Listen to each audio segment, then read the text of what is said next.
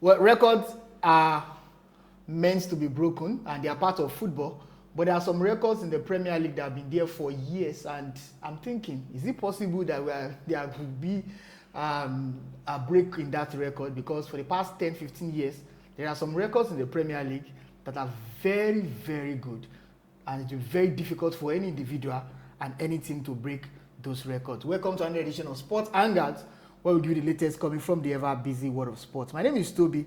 I will be talking about some unbeatable records in the Premier League on this part of the show. We have a lot of it. I mean, Arsenal will feature, Chelsea will feature, Manchester United will feature, maybe Manchester City will also feature because recent history made by Erling Haaland. I've got JJ. JJ, how are you doing? I'm fine, Toby. I'm all right. Let's start with Manchester United. And this record, I'm still trying to understand how he did it.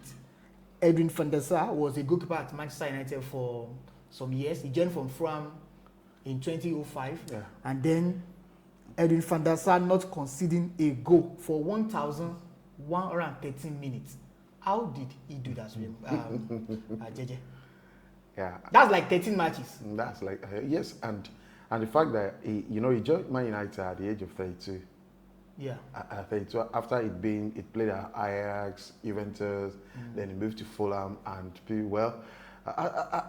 if you make that sort of business now, people will think you're crazy. I mean, 32-year-old, and recently we had Emi Martinez of Aston Villa. He wanted to come to Man United, but the board said it was too old. But you look at his performances, it doesn't show he's too goalkeeper. I think they have that grace they can play for.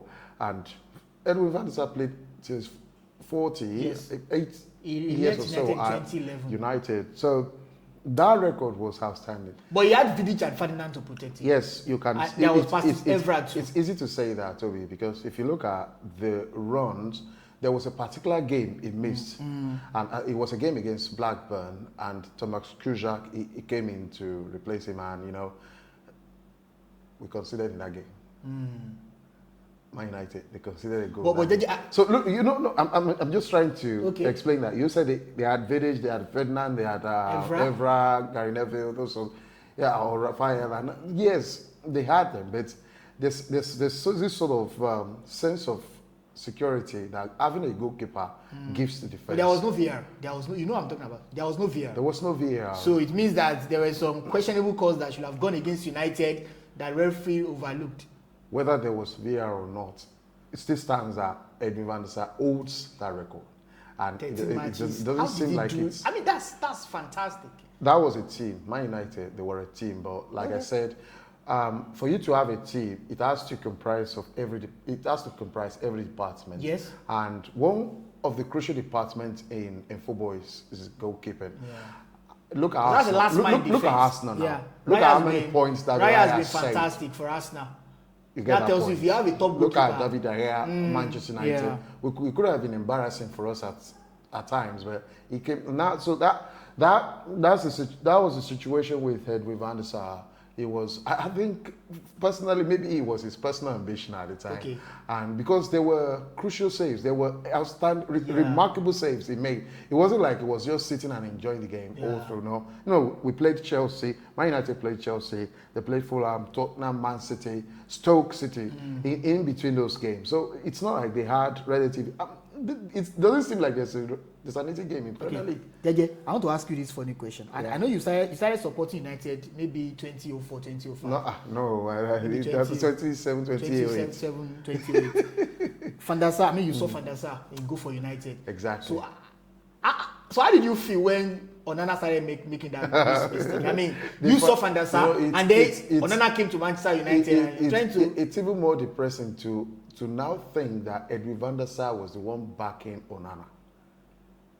In fact, recently, he still made the point that Onana is a top goalkeeper and he could come back to Man United and be good. It's so like Onana in that time, we'll have considered like basket of goals. It's just rubbish. It's just absolute rubbish. With Onana, we could never have 2 clean sheets. Now, even put Vidic, put Ferdinand, put John Terry, Ricardo Carvalho, Carlos Puyol, Sergio Ramos, put all of them at the back in the same game. Yeah. It's just a simple pass. On an we still goes. Okay, before we leave Edwin Van Der Sar, do you think that in 2026 a goalkeeper can replicate that? No goalkeeper. No. Because for you not to concede in 12 matches, a lot of things need to work for your favor, in your favor rather. I'm trying to understand. 12, that's a long stretch. Even if you are playing against Wolverhampton Wanderers, you are playing against Everton, you are still going to concede. Yeah, and the thing is, our players now, I think, I said it that, there was this sort of security that Edwin Van Der Sar, the defenders knew they had with Edwin. And so they could, when you are on the attack, definitely you are limiting the chances of your opponents attacking you. So it's less defense, more attack. Okay. And when you have a goalkeeper that could secure at the back, you have that. And so you had Vidic, Ferdinand.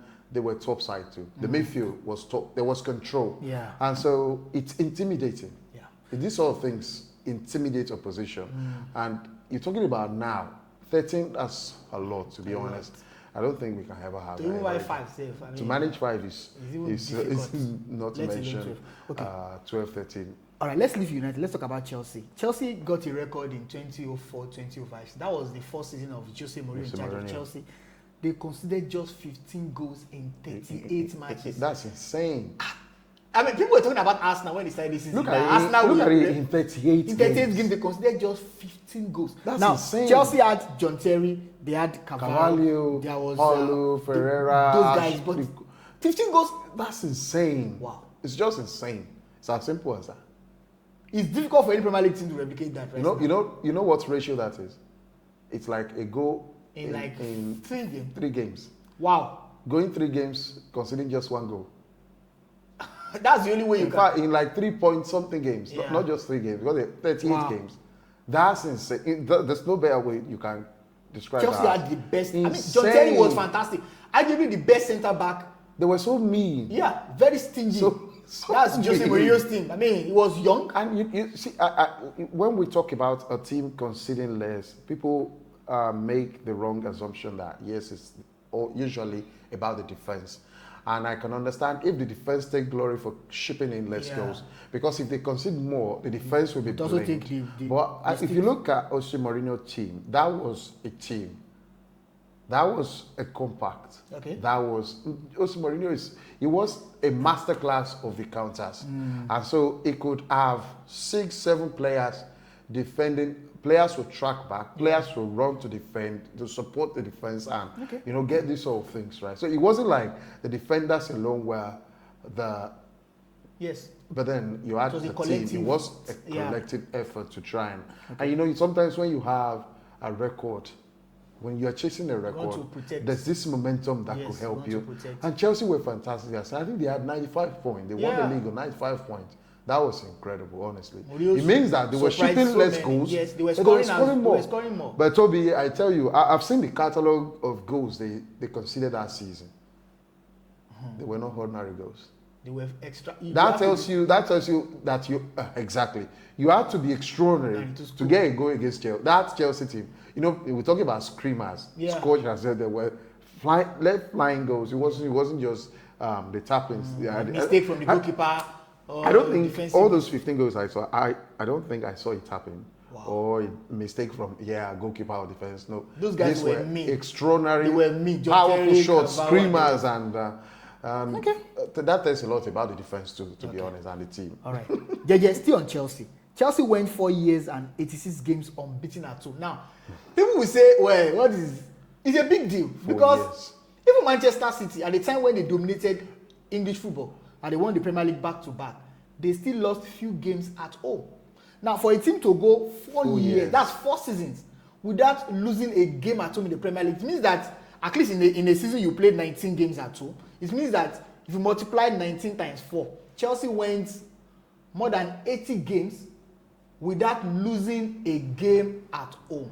JJ, how extraordinary was this for Chelsea? When you play against, you are playing against the big guns. You are playing against Arsenal, you playing against Liverpool, United, and you didn't lose a game in almost 5 years. That's a lot. I think to be sometimes in 2007 or 2008 when they did eventually lose to Liverpool. Yeah, I remember that 1-0. Yeah, 1-0. I mean, the whole town was. Yes, they were Stamford Bridge has fallen, Stamford Bridge has crumbled. Going to Stamford Bridge, your heart was down. You knew you were. But kudos to Jose Mourinho because he was one that built that defensive doggedness and solidity for Chelsea. I mean, if you are playing against Chelsea that time, you just knew that to score Chelsea difficult. To beat them even difficult. If they were playing at your home ground. Even if they were coming to your home ground, yes. It was just, they were one of those sides, so annoying, you don't know. Wow. 4 years, the goals just, you don't know how you will just get those goals. Chelsea. And 4 years at unbeaten. At home. At home. Are we ever going to see that sort of record? I don't think that will be a repeat of that's in this age where football is crazy and so a lot of decisions can go your away against you. And with the advert we were talking about, you can consider a last penalty. VAR can. Yes, now that's how you lose your beating run. And to be honest with you, that was top side. I don't think anything can match that. And I think one of the reasons we won't have those sort of records again anytime soon is because you look at those players then, you look at people like John Terry, Ricardo Carvalho, they were not just extraordinary as players, they were extraordinary in character. Yes, they were also leaders. They were also leaders. You said mental doggedness. Yes, they were strong. Exactly. You have a team that when you put a team together, almost all of them could be leaders. Yeah. And the mentality was tough. They were dogged. They were. You now look at players now. Players play more for the money than the passion and the record. So you could be losing at home to a Stoke City and you still don't care. And so that's why I said I don't think we are getting that sort of record anytime soon again. All right, let's leave Chelsea and let's come to Arsenal Football Club. Now, Arsenal did something that I don't think there is any club in England that can do it again. 2003-2004 season, they went unbeaten in a season. That was the last time they won the Premier League title, by the way, 22 years ago. That's why they were called invincible, because they didn't lose a single game not even at home, in the whole season, in the Premier League. So they won 26 games, and it was 12 games ended in stalemate. Yeah. So do you think any club is breaking that anytime soon? No. That's because I'm trying to understand, how can you, although because see, JJ, people have said that Arsenal also got lucky.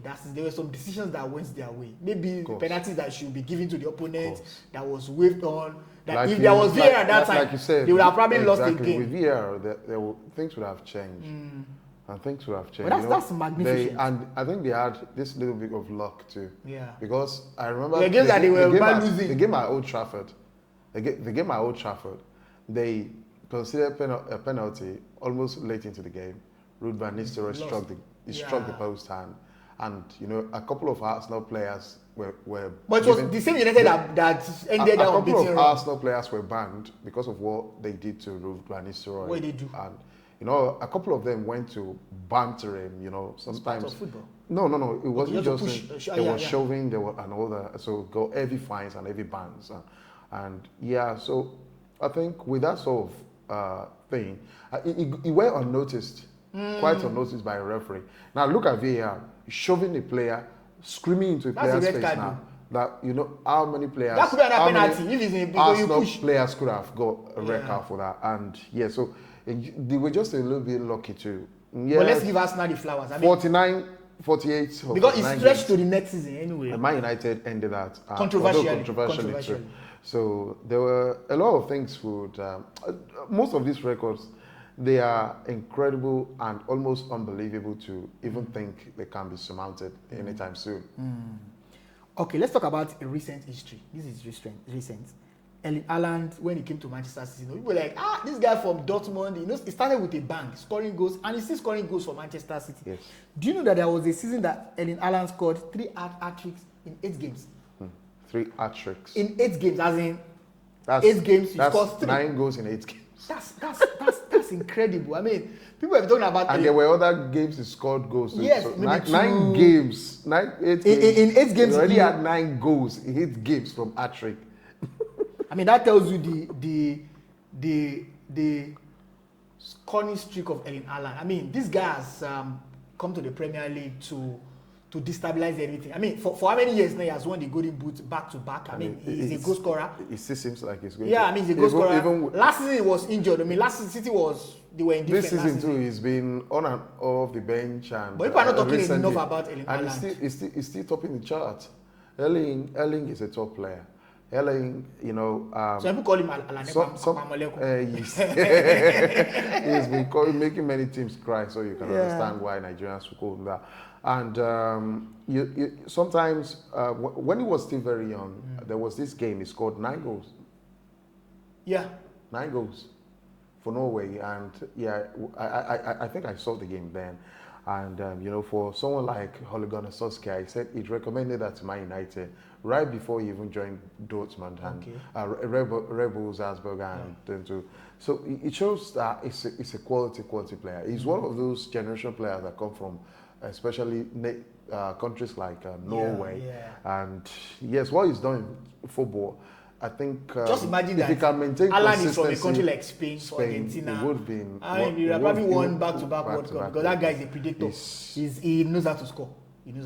And he's been pivotal in taking Norway back to the World Cup this year. Definitely. This year. So he is 3 hat-tricks in 8 games. How do you do that? We're going to have another robot to repeat that record. Otherwise, to score a goal for 9 games is difficult. Yeah. Not to mention scoring a hat-trick en route. Wow. That's crazy. All right, let's anchor this discussion with the biggest. Is it the biggest? Depending on context. Alex Ferguson won 13 Premier League titles. It's the biggest. As the manager. But again, remember, Alex Ferguson became the manager in 1985. So he won 13 Premier League titles in 25 years. 25 and a half? 20. Let's say 25 years. I mean, how big is this, JJ? 13 Premier League titles in... but Pep has done... okay, let's put it in context right now. Pep has won 6 Premier League titles in 10 years. If Pep had stayed for... Look at it, in 20 years. In 20 years, he would have won 12. Pep, right? Yeah. And that means if you look at that ratio, then he will have probably, overtaken that record. Yeah. But no manager will spend 20 years. I don't think there's any manager now in the Premier League that will. 20 years is a long time. You know, the reason no manager will spend that long again now is not because the teams would send them packing. It's because they themselves know they don't have the mental strength for that. Yes. Look at Pep Guardiola in the past 3-4 years. It's evident that it's tired. And he needs to go. Because he has reached a ceiling. Like, sometimes you lack people like Sir Alex Ferguson, they were dogged. You know, one of the managers in history you've got, especially in Premier League, that you've got to credit for his mental strength is Arsene Wenger. Arsene Wenger went through a lot of trollings, even from Arsenal fans, a lot of backstabbings and embarrassments. But he continued. Yeah. You know, he said he had offers from Real Madrid, he had top offers from top clubs, and he said because he loved Arsenal, he had to stay. And of course, I think he regrets it now. Yeah. People like Pep Guardiola don't have that. And people like Pep Guardiola will succeed on the basis of... Now, look at the crop of players Man City have now. Look at over the last 2-3 years, they've been frailing. Yeah. And it's been almost spending money to get some other players to try and get the balance back. It's been difficult. Very difficult. Just Kevin De Bruyne as the stabilizer team. Yeah. Look at when he was at Barcelona, he had Lionel Messi. That was a player he said he didn't need to coach. Yeah, because Messi is just a genius. He knows how to. At Bayern Munich, he had Frank Ribery. Look at that team. He had Arjen Robben, he had Philippe Lam, he had Maradona. He had quality players. Sir Alex Ferguson, 2012-2013. But United also had quality. He had Smalling. He had Van Persie. He had Wayne Rooney. Then, he had Michael Owen. No. Owen had left. Okay. He had Nemanja Vidic. Nemanja had left in 2011. Okay, due to injury. And you had Tom Cleverley, and Sinani. Look, Toby, the thing is, there's a difference. Yeah. They still won the Premier League title. Do you understand the difference now? Now, Arsene Wenger was there for 22 years. Just 4 trophies. 4 Premier League trophies. Not 4 trophies. 4 Premier League trophies. Yeah. So I'm just trying to put you into perspective. That look, it's not about the years he spent that really mattered to the amount of titles he won. It's about how he was able to get a team doing that.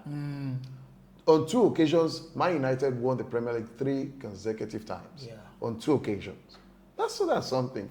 How could you inspire? By the way, Man United used to dominate English football until Mourinho came and then Pep came as well. Because that Pep coming in 2016 has disrupted a lot of things. Ferguson had left before. Yeah, but when Mourinho came in 2004, disrupted that sequence. Unfortunately, Mourinho didn't wait long for Man United. Okay, Arsenal was defending champion when Mourinho came. Yes. Then Arsenal finished second. I think Arsenal finished second the following season. Man United were in a transition period then. As simple as that. And 2-3 years later, Ferguson got it right, and 27, 28, 29, champions again. Okay. So you understand that Ferguson was just a rare breed, a quality. You know, it's one of those, you don't call them genius, you call them guru. Yeah. In top management. It's work in football. It's not a blueprint for other managers to follow. And I think 13 Premier League titles now. In 25 years. You're not getting anyone to repeat that. Because like you said, no manager would stay that long. Because yes, many... As it stands now, I think Arteta is the longest serving manager in the Premier League since 2019. And that's how many years? 6 years, a little over 6? No, Pep Guardiola. It's been 10 years. 10, Pep 10, Arteta 6. So you have... And Pep is likely to leave at the end of this season. So Arteta, if he spends at most, he spends 10. 10.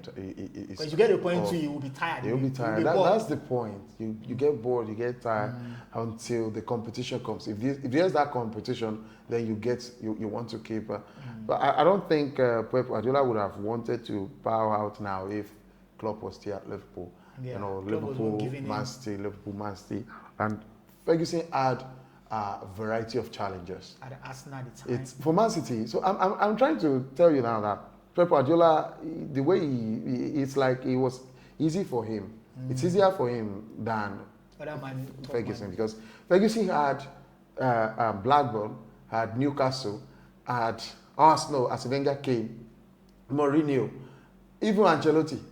That was the time you pushed United. I think Rafael Benitez, 2008. So he faced different challenges from different managers, from different clubs. Okay. But for Pep Guardiola, it's just about, I think the first season, Leicester won that league. Then the second season, it was the battle between him and I think Chelsea. Yeah. Then the third season from there, Liverpool.